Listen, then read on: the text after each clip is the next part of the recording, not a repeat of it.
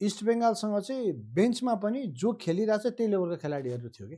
अनि जो पनि चेन्ज भएर आइरहेको थियो क्वालिटीमा फरकै परिरहेको थिएन कि वेराज नेपालकोमा चाहिँ के लाग्छ भने मलाई 2-3जनासँग चेन्ज गर्दा इक्वली कोल्ने क्वालिटी देखिन्थ्यो त्योभन्दा पछाडिकोमा चाहिँ प्रब्लम थियो अब भइदिया के हो भने फाइनलमा चाहिँ तिम्रो दुईटा एकदम इक्वल खेलिरहेको थियो सर्ट एकदम पोजिटिभ दुईटाको formation exactly the same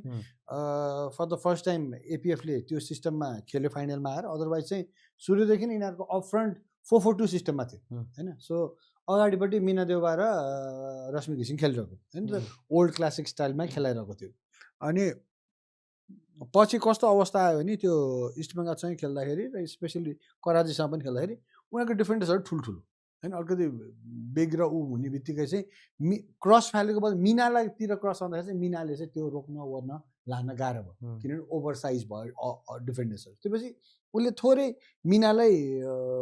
wide जा भनेर जीवेसले पठायो वाइड जाने बित्तिकै फेरि सक्सेस भयो कि किन Mina is really good with dribbling and speed अन्त उसलाई रोकेर बस्दाखेरि पो डिफेन्सले ठेल्छ त कुदाउँदाखेरि त काट्न सक्छ नि त सो त्यो प्रकारको गेममा चाहिँ सो फाइनलमा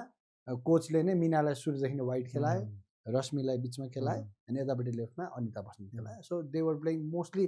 4-3-3 भन्ने या 4-2-3-1 हिसाबले 4-2-3-1 चाहिँ सिस्टम भनेको थियो